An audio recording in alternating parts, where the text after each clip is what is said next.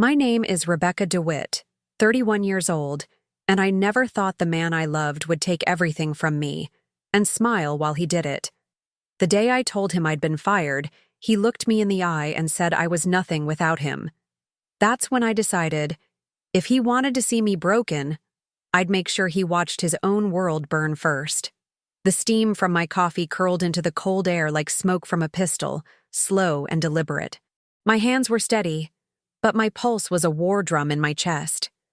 Across the kitchen, my husband, Daniel, sat at the counter, scrolling through his phone like he had every morning for the past 7 years. He didn't know. Not yet. But in less than 5 minutes, the ground beneath him would split open, and he'd have no idea which way was up. I studied his profile. Sharp jaw, pressed white shirt, perfect Windsor knot. To anyone else, he was the picture of a devoted husband and ambitious corporate star. But to me, he was a man I'd been quietly dismantling piece by piece for the last 30 days. Every lie he'd told me, every dismissal, every time he made me feel small in my own home. I had cataloged it, and now, like the final click of a trigger, I was ready to fire. The plan wasn't born out of rage. Rage burns too hot, too fast. No, mine was something colder, slower. I'd been feeding it in silence, letting it grow teeth. This morning wasn't just about making him squirm. It was about showing him exactly what kind of woman he married. And when I was done, he'd never be able to look at me or himself the same way again. I took a sip, set the mug down gently, and said the words I'd been rehearsing in my head for weeks. Daniel. I got fired. He didn't look up at first. Just a little twitch in his jaw, a pause in his scrolling. Then, as if the words had finally registered, he set his phone down with surgical precision. Slowly, his head turned toward me, and I saw it. The flicker of something ugly just behind his eyes. You what? His voice was flat, but beneath it was a heat I knew too well. The kind that never stayed contained for long. I got fired, I repeated, keeping my tone even. I had to. Every muscle in my body wanted to betray me. Shout, cry, laugh. But control was my weapon now. He leaned back in his chair, lips pressing into a thin line. And then it came, sharp and fast. Of course you did. The words sliced through the air, followed by a humorless laugh.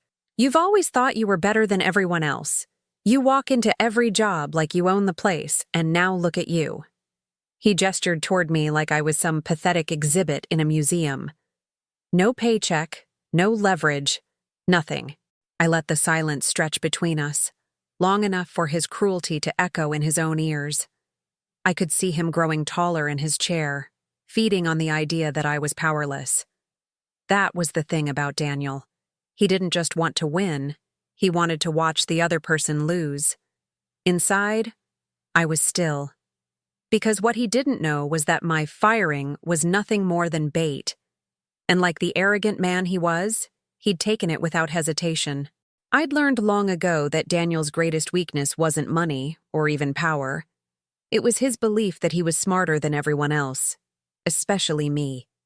And the beauty of this morning was that every cruel word he was hurling at me was pushing him deeper into the trap I'd built for him. You know, he said, standing now, pacing the kitchen like he was giving some keynote speech. This might finally teach you a lesson. About humility. About knowing your place. I tilted my head. My place?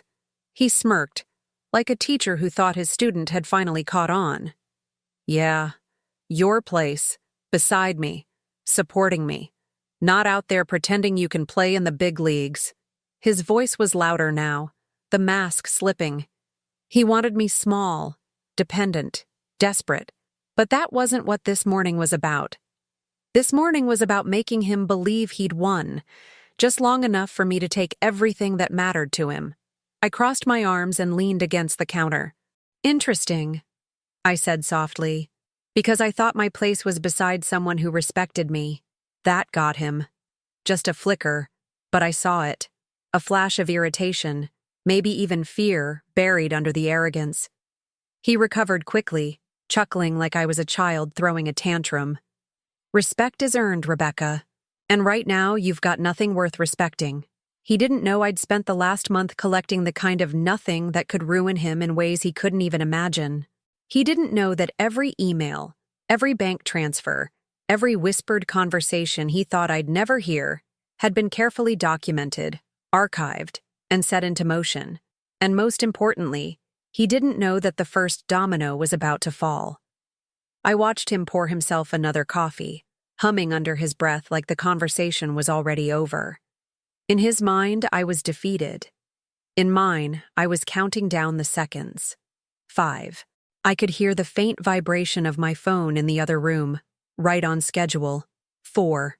The email was already delivered to the one person Daniel had prayed would never see it. 3. The knock on the door would come next, but it wouldn't be for me. 2. I felt my lips curve into a smile I couldn't quite hide. 1. The sharp rap of knuckles against wood broke the morning stillness. Daniel froze mid-sip, his brow furrowing as he glanced toward the front door. Another knock, harder this time, impatient. He set his cup down, muttering something under his breath, and walked toward it. I stayed where I was, arms folded, watching. When he swung the door open, the color drained from his face. Standing there were 2 men in tailored suits, badges clipped to their belts, eyes locked on him with the kind of focus that made my stomach flutter with satisfaction. "Daniel DeWitt?" the taller one asked. My husband swallowed hard. "Yes? We need to talk. Now." Daniel glanced back at me, confusion and dawning panic colliding in his eyes. I tilted my head just slightly, the hint of a smile tugging at my lips. And that was the moment he realized this wasn't about me losing my job. This was about him losing everything. If you'd asked me 6 months ago to describe my life, I would have said stable. Not extraordinary. Not the kind of thing that would make a best-selling memoir, but safe, comfortable. The kind of life you imagine when you check all the boxes. College degree, decent job, nice apartment, stable marriage. I'd wake up before the sun, slip out from under the covers, and let Daniel sleep while I got ready. He always claimed mornings were his time to recharge, which meant I was the one making coffee, prepping breakfast, and straightening up the apartment before work. I didn't mind at first. It felt like a routine, a way to take care of each other in different ways. We lived in a brownstone apartment on the quieter side of Boston, the kind with old brick and narrow staircases that creak in the winter. I loved that place. The living room had bay windows that let the morning light spill in, and I'd sit there sometimes on weekends, curled up with a book while Daniel worked on his laptop. He was a finance consultant, the type who wore suits even when the meeting was virtual.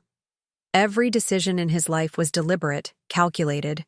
He liked to say, "Perception is reality," and he lived by it. Perfect posture, perfect diction, perfect hair. Even at home, his shirts were ironed crisp enough to cut paper. At first, I thought it was discipline. Later, I realized it was control. Still, in those early years, we had our rhythms. Fridays were our date nights, wine at the little Italian place on Hanover Street, sharing tiramisu at the same corner table. Sundays, he'd make omelets, always with the same ingredients: spinach, feta, and sun-dried tomatoes. We had an unspoken rule never to bring work stress into those moments, and I thought that was love. My job wasn't as glamorous as his. I worked in marketing for a mid-sized publishing company. It wasn't my dream job, but it was mine. I liked the creative side, the brainstorming sessions where ideas bounced like sparks across the table. Daniel would listen when I told him about new campaigns, nodding with that polite half-smile that made me feel like I was speaking a language he didn't bother to learn. Looking back, I see the cracks, tiny things, easy to dismiss.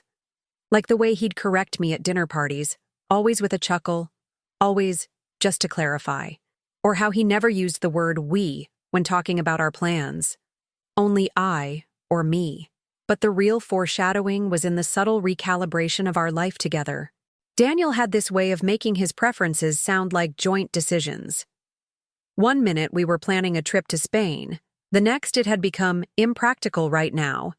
and suddenly we were going to a financial conference in Chicago instead. He'd frame it as a smart choice, and I'd go along because fighting over a trip felt small. That's the thing about red flags. They don't always look like danger when you're living under them. Sometimes they look like compromise.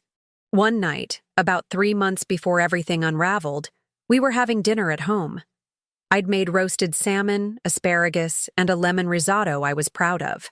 He came home late, loosened his tie, and sat down without so much as a hello. "Tough day?" I asked, pouring him a glass of wine. He took a sip, grimaced slightly, and said, "We need to talk about your work hours." I blinked. "My hours? What about them? They're unpredictable. You get home later than I'd like. We barely see each other during the week." I laughed softly, thinking he was joking. "Daniel, I'm not out at bars. I'm working. Same as you." "Yes, but my work pays the bills." The words landed heavy, like a plate dropped on the floor. He didn't even look up from his risotto when he said it. I felt something in my chest tighten. "I pay bills too." He waved a hand, dismissive. "I'm not saying you don't contribute. I'm saying your income isn't critical to our lifestyle.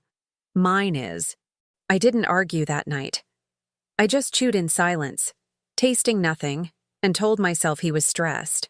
But in that moment, though I wouldn't admit it until much later, a small, cold voice inside me whispered that my independence was fragile in his eyes. That was the first red flag I couldn't quite fold into something harmless. Over the next few weeks, little things started to shift. He began asking more questions about my work. Not in the way a loving partner might, but like an auditor hunting for inefficiencies. He'd comment on my outfits, suggesting more polished options, even on casual Fridays. Once I caught him looking at my phone when I left it on the counter. He smiled when I caught him and said, "Just checking the time." But the moment that should have screamed at me, the one I only see clearly now, came on a Saturday morning. We were at our favorite cafe, the one with chalkboard menus and a view of the common. I was telling him about a potential promotion my manager hinted at, one that would involve leading a bigger team and maybe even a pay raise. "That's great," he said, stirring his coffee. "But are you sure you're ready for that kind of responsibility?" I frowned. "Why wouldn't I be?" He shrugged, casual as you please.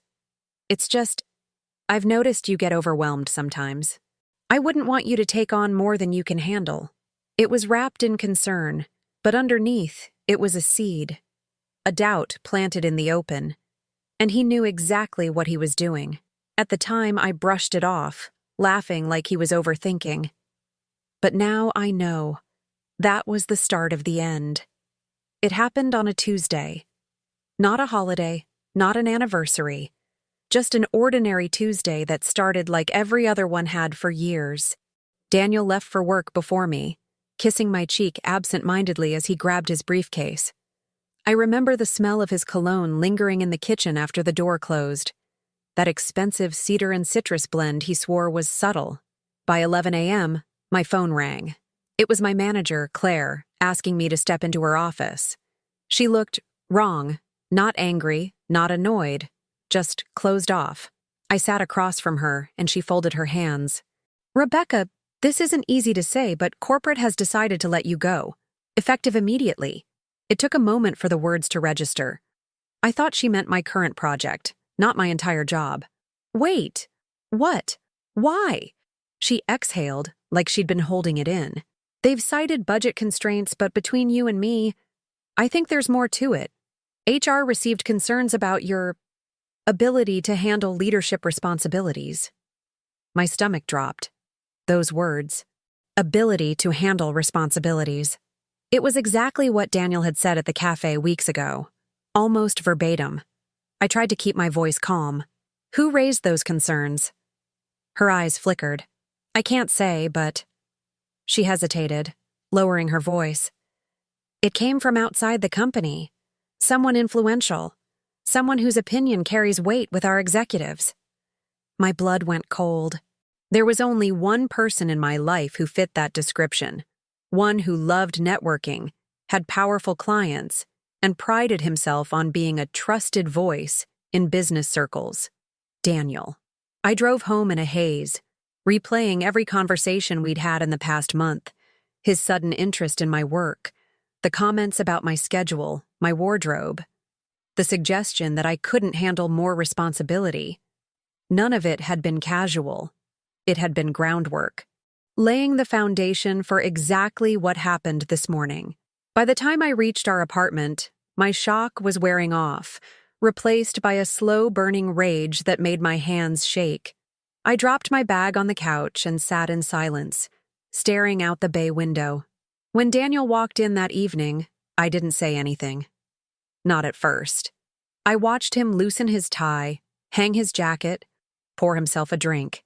He looked so relaxed, so untouched by the chaos he'd detonated in my life just hours before. Finally, I said, "I lost my job today." He didn't flinch, not a blink. Just took a sip of his scotch and said, "Well, maybe that's for the best." I felt the heat rise in my cheeks. "The best? Daniel, do you have any idea?" He cut me off. "Rebecca, I've been telling you for months your job was wearing you down. Maybe now you can focus on things that actually matter." "Things that matter?" I repeated, my voice rising. "Like what? Cooking your dinners? Doing your laundry?" His lips curled into something halfway between a smirk and a sneer. "Like supporting me. Like being present in this marriage instead of running around pretending you're some big shot." And that's when it hit me. This wasn't just him being condescending. He wanted this. He wanted me dependent, weakened. He wanted to strip away the parts of me he couldn't control until all that was left was what served him. I took a step closer, my voice low. "Did you have anything to do with it?" He didn't even hesitate. "If I did, it was for your own good." The room spun. There it was. The confirmation I hadn't expected to hear so easily. Not only had he done it, he felt justified. Proud, even. In that moment, grief and rage tangled inside me, sharp enough to cut. I thought about the years I'd poured into this marriage, the small sacrifices I'd made without complaint, the times I'd bent my dreams to fit his plans. And now, he'd gutted my career with a single phone call, because it made his life more convenient. I turned away before he could see my face. If he looked too closely, he might see that my grief was already hardening into something else. Something dangerous. That night, I lay awake while Daniel slept beside me, his breathing slow and steady. I stared at the ceiling, the faint glow from the streetlights painting shifting shadows on the walls.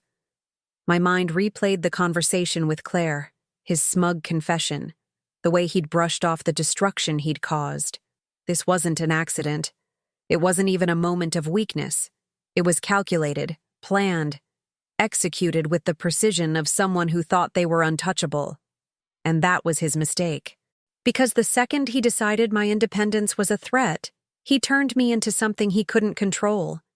He thought he'd broken me. He thought he'd won. But as I lay there, the grief began to fade, replaced by a clarity I hadn't felt in years. I wasn't going to walk away. I wasn't going to cry and rebuild quietly in the background. I was going to dismantle him, piece by piece, the same way he'd done to me, only I wouldn't be careless. I wouldn't gloat or confess or give him a single warning. I'd let him believe he was safe right up until the moment he lost everything. Lying there in the dark, I made the decision that would shape every step that followed. If Daniel wanted me powerless, I'd show him exactly how much power I had left. And when I was done, he'd understand. Not just what he'd taken from me, but what it cost him. The morning after he admitted what he'd done, I expected to wake up feeling hollow. I thought maybe the anger would fade overnight, replaced by that numbness that comes after you've cried yourself dry.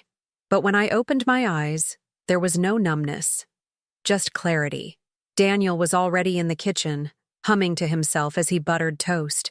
He glanced up when I walked in, all casual familiarity, like the night before hadn't happened. "Morning," he said, setting a plate down. "Thought I'd make you breakfast. You've got time now?" That line, "You've got time now," was the first cut of the day. Not deep enough to make me bleed, but deliberate enough to remind me where he thought I stood. I sat across from him, still studying the man I'd married. Everything about him screamed composure. The pressed shirt, the neatly combed hair, the easy smile. It was all surface. And under that surface was the man who'd sabotaged my career without a second thought, who'd decided my ambitions were inconvenient to his life. He thought I'd adapt. He thought I'd fold myself smaller like paper until I fit into the outline he'd drawn for me. "Any plans today?" he asked, sipping his coffee. I shook my head. Not yet. It was the truth.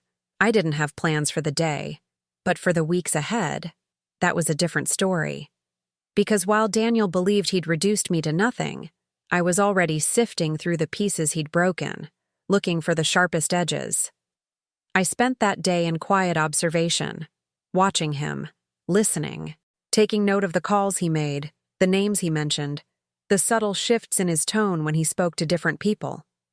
I'd learned early in our marriage that Daniel was never the same man twice.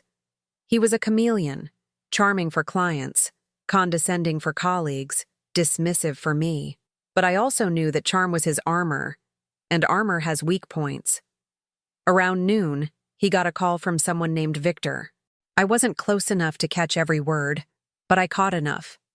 Quarterly numbers, compliance, and not a problem unless someone digs. My fingers tightened around the mug in my hands. Daniel had always been careful about business talk around me, which meant this was something he didn't want me hearing, and now I had a thread to pull. That night, as he scrolled through emails on the couch, I asked, "How's work?" He glanced up, that same polite smile on his lips. "Busy. You wouldn't understand. Different world." The words landed exactly the way he wanted them to. Dismissive, diminishing. I smiled back, but it wasn't the smile he thought it was. "You're probably right," I said softly. "A whole different world." That was the moment. The moment I decided I wasn't just going to hit back, I was going to dismantle his world, brick by brick, until there was nothing left for him to stand on. It wasn't rage that made the decision for me. Rage burns too fast. This was something colder, sharper. A decision made with the same precision Daniel used when he undermined me. And he had no idea it was happening. Over the next few days, I played the part he expected. The wife at home, adjusting to unemployment. I made dinner, asked about his day, let him believe I was sinking into the role he'd carved out for me. And the more comfortable he got, the less careful he became. He started leaving his briefcase in the living room, stopped locking his office door when he took calls, left receipts on the counter from dinners he claimed were late meetings. He was arrogant enough to believe I wouldn't look. But I did. And with every slip, every breadcrumb, the shape of my plan began to take form. I didn't need to scream. I didn't need to confront him. I needed him to keep underestimating me, because a man who thinks you're powerless never sees the knife until it's at his throat. By the end of the week, I'd memorized names, dates, and numbers.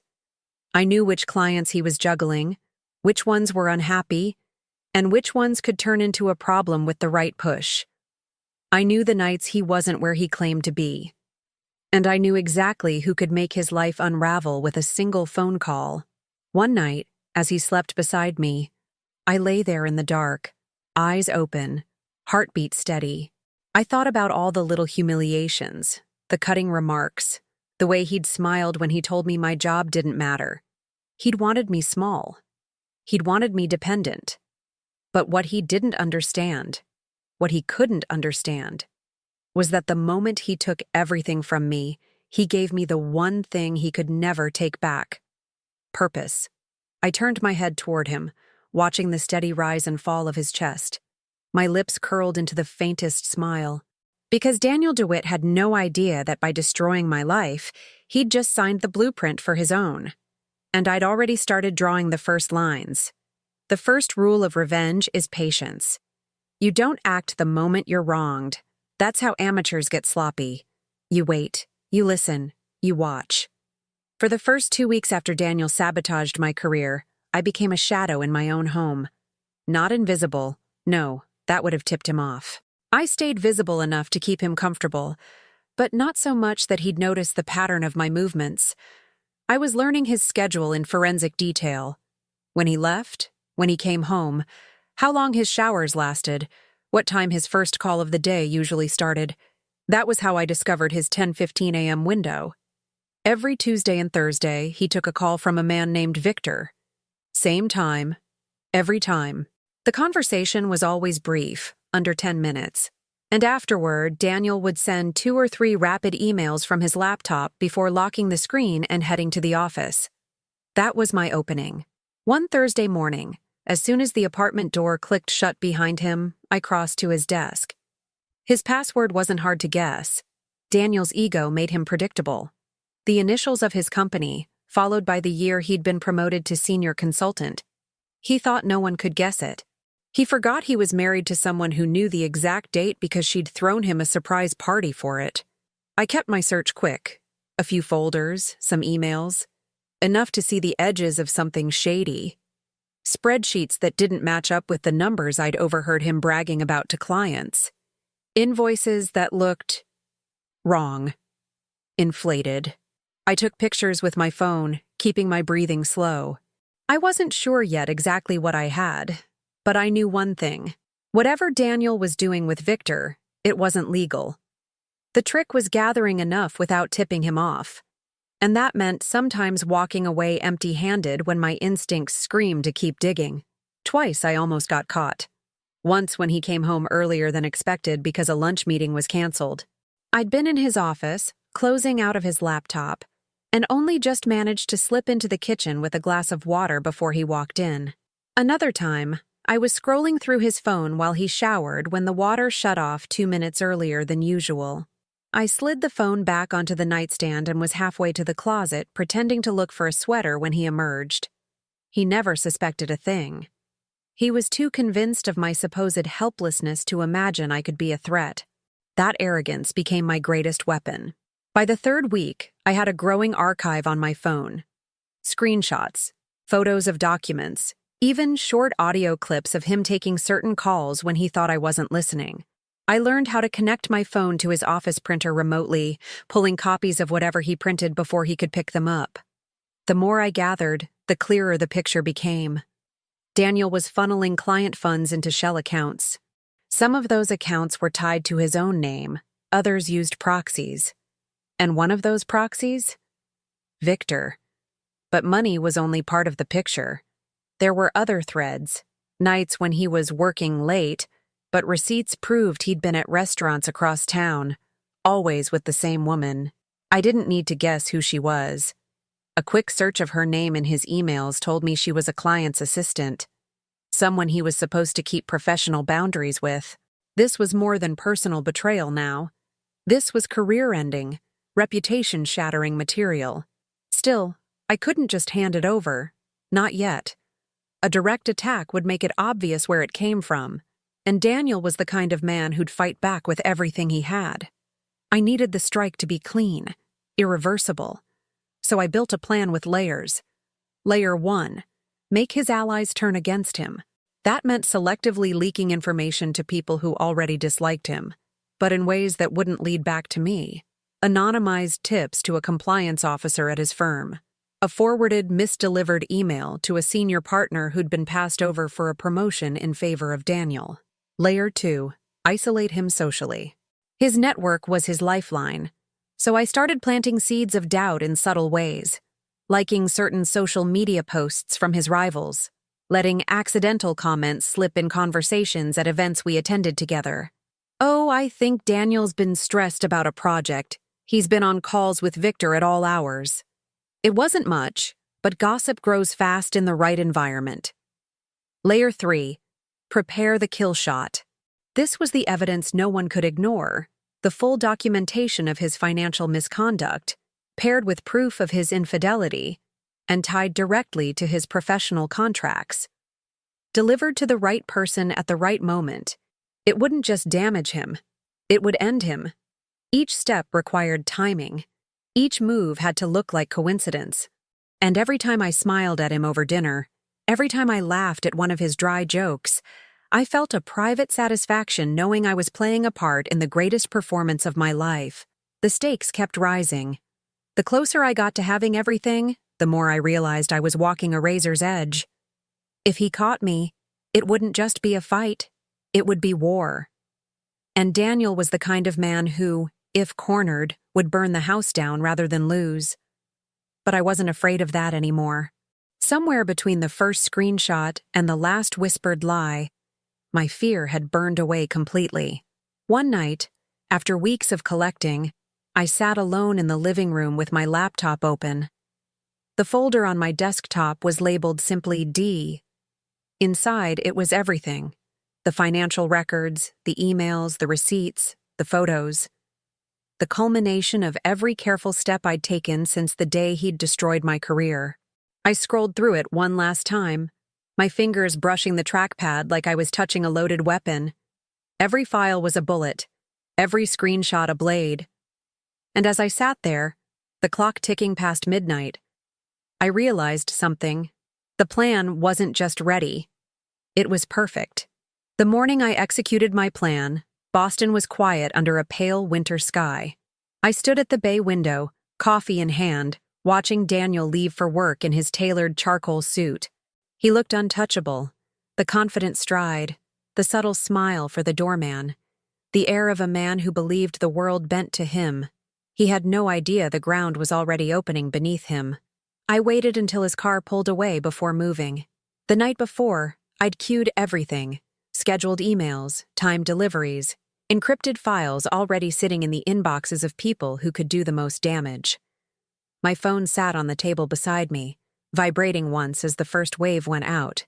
At exactly 9:03 a.m., Daniel's firm received an anonymous packet of documents, copies of the spreadsheets I'd photographed, emails between him and Victor, and the discrepancies in client invoices. I'd routed the packet through 3 separate encrypted relays before it landed in the inbox of the firm's compliance officer and 2 senior partners. One of them, I knew, had been gunning for Daniel's position for years. By 9:10, I had confirmation. The compliance officer sent a company-wide urgent meeting invite. While Daniel sat in that meeting, trying to explain away the first wave, the second hit. I'd scheduled it for 9:15, forwarded emails, screenshots, and transaction summaries sent directly to 3 of his largest clients. The subject line was simple: review before renewing your contract. I imagined him in that sleek glass conference room, the phone calls starting, the clients demanding answers, his polished veneer cracking with each one. At 10 a.m., the woman he'd been seeing, the assistant, received an email from me. It wasn't angry, it wasn't emotional. Just a single attachment. A collage of time-stamped receipts, photos of them together, and one damning message where he called her the real future Mrs. DeWitt. No words, no explanation. Just the truth, dropped in her lap like a grenade. I didn't have to guess how she reacted. I'd timed the next part to make sure of it. By 10:30, her boss, one of Daniel's clients, had the same packet in his inbox. The subject line: your assistant, your consultant, your brand. If Daniel thought he could keep his personal indiscretions separate from his professional world, that illusion ended there. I'd never been much of a social media person, but I understood its power. I'd created a throwaway account weeks ago, slowly building a network that overlapped with his. Colleagues, friends, even family. That morning, I posted a single thread. Ever wonder what success looks like behind closed doors? Let me introduce you to Daniel DeWitt, senior consultant at firm name. The post contained redacted versions of the financial documents, clips from calls, and blurred photos of him with the assistant, just enough to spark curiosity without revealing my identity. The comments section erupted within minutes. By lunchtime, the post had been shared over 100 times. The final stage had to be public, undeniable, and irreversible. And that's where the press came in. I'd contacted a journalist at the Boston Herald 2 weeks earlier, feeding her just enough to make her dig deeper. She'd verified everything herself. I'd made sure of that. And this morning, at 11 a.m., her article went live. The headline: Boston consultant under investigation for fraud. Infidelity tied to corporate accounts. It was brutal.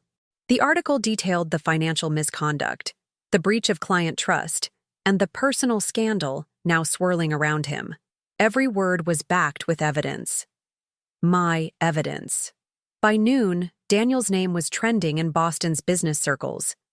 I imagined him sitting at his desk, his phone lighting up with calls he didn't want to answer, his inbox filling faster than he could delete. The slow burn of confusion giving way to panic, then to the cold, crushing weight of inevitability. At 1:15 p.m., I sent the last message, a single email from my personal account to Daniel himself. The subject line, "Still think I can't play in the big leagues?" Inside, I attached a screenshot of his firm's internal memo suspending him pending investigation, a copy of the Herald article, and a single sentence. "You taught me that perception is reality. Enjoy your new reality." I knew exactly where he was when he opened it, at a cafe near his office, the one with floor-to-ceiling windows that made it easy for anyone passing by to see inside. I watched from across the street as his face drained of color, his jaw tightening. He stared at the screen for a long moment, then looked up, scanning the street like he expected to see me. I didn't move. I just sipped my coffee and let him wonder. Everything I'd done so far was designed to dismantle his career, his relationships, his image. But the final blow had to hit him where he'd never recover: his freedom. At 3:00 p.m., the compliance officer at his firm forwarded my packet to the authorities. It contained enough evidence to open a formal investigation into financial fraud. And I'd made sure the transfers he'd made to Victor's accounts looked especially questionable. By 4:20 p.m., I saw it happen. 2 unmarked cars pulled up outside the firm. Minutes later, Daniel walked out flanked by 2 men in suits. No handcuffs, not yet, but the look on his face told me he knew exactly where this was headed. I stayed in the shadow of a nearby doorway, watching as he climbed into the back of the car, his perfect tie slightly askew, his expression somewhere between disbelief and fury. And then he saw me. Just for a second, through the car window, his eyes locked on mine. I didn't smile. I didn't wave. I just tilted my head, the same way I had the morning I told him I'd been fired. That was the moment he understood. This wasn't bad luck. This wasn't a smear campaign. This was me. And as the car pulled away, swallowed by Boston traffic, I felt the air shift. Not lighter, not freer, but sharper. Because revenge doesn't erase what they did to you. It doesn't give you back what you lost. But it does leave them with nothing. And that, I thought, was enough. 2 weeks later, Boston felt different. Not for the city. Its streets were still loud. Its traffic still unbearable. Its winters still biting.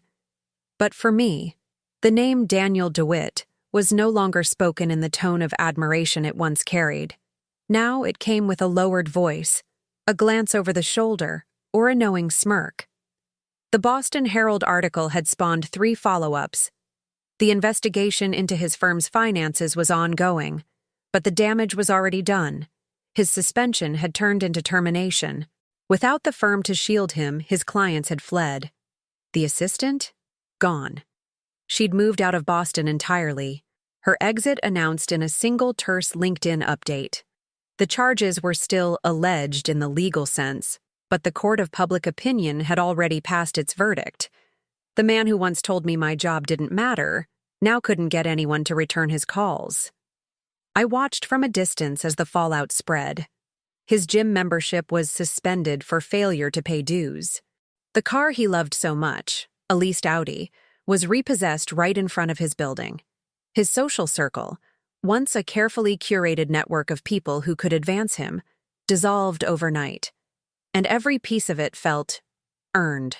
But the real moment came when I saw him in person again. I hadn't planned it. Boston can be small if you know where to look. I was meeting Claire, my old manager, for coffee when I spotted him across the street. He looked thinner, paler. His once perfect hair hung limp. His suit was rumpled. He was standing outside a cheap law office, talking to someone who looked like a public defender. He glanced around nervously before stepping inside. I didn't cross the street. I didn't speak to him. I just watched until the door closed and then turned back to my coffee. That was enough. At least, it should have been. But revenge is a strange thing. You think you'll feel closure when they've lost everything, but what you really feel is unfinished. Which is why I'd saved something. A month before the execution of my plan, I'd stumbled across a file buried deep in Daniel's laptop. It wasn't part of the fraud, at least not directly. It was an off-the-books investment in a property just outside Boston. A run-down 2-story house, purchased under a holding company's name. The deed was clean, but the payment trail? Not so much. It was in cash. Large, suspicious amounts of it. I hadn't touched it during my first strike. Timing is everything, and this was the kind of blow you save for last. 3 days after I saw him outside that law office, I sent an anonymous tip, with documentation, to the IRS. Property details, bank records, payment history, everything they'd need to connect him to unreported income and suspicious transfers. I didn't have to wait long. 2 weeks later, a small headline appeared in the Boston Globe. Former consultant under federal tax investigation. I imagined him opening his mailbox to find the official letter, that tight white envelope with the government seal. I imagined his stomach dropping when he realized the fraud charges weren't his only problem now. And then, a final piece fell into place. The property? I'd had a friend in real estate quietly track its ownership changes. A week after the IRS opened their investigation, it went into forced auction. Guess who bought it at well below market value? Me. I closed the deal under my maiden name, just to be certain he wouldn't see it coming. When the paperwork arrived, I sat in the bay window of my apartment. The same spot where I'd stood the morning I told him I'd been fired. And read through every page. It wasn't about the house.